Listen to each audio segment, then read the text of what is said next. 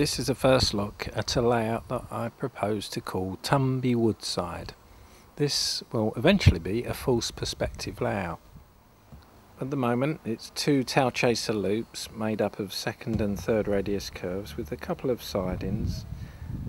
The back half, as we look at it now, will probably be a fiddle yard with just the front half decorated, and it's also going to have perhaps, well, this is the idea if I can get it to work, a very small N-gauge loop going over the top of it as well.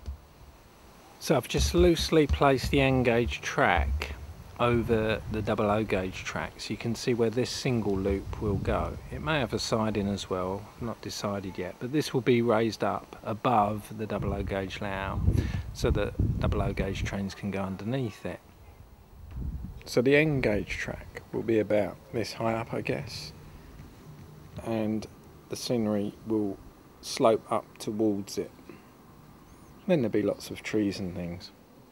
Now I'm using donated track from Gareth, Scott, that's the 00, and from David, the N-gauge, and I've got one controller. It's an old controller, still serviceable, and this is how I've connected the electrical connections up. On the right hand side is the power lead.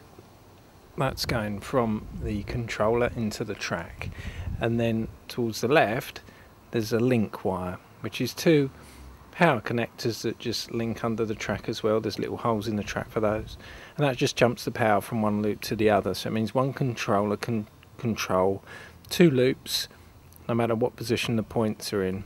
And so all of this track is live off of one controller. Incidentally, if it all shorts out when you do this, just reverse the polarity of one of the link wires, unplug your controller, plug it back in after a few seconds, and then it should all function nicely.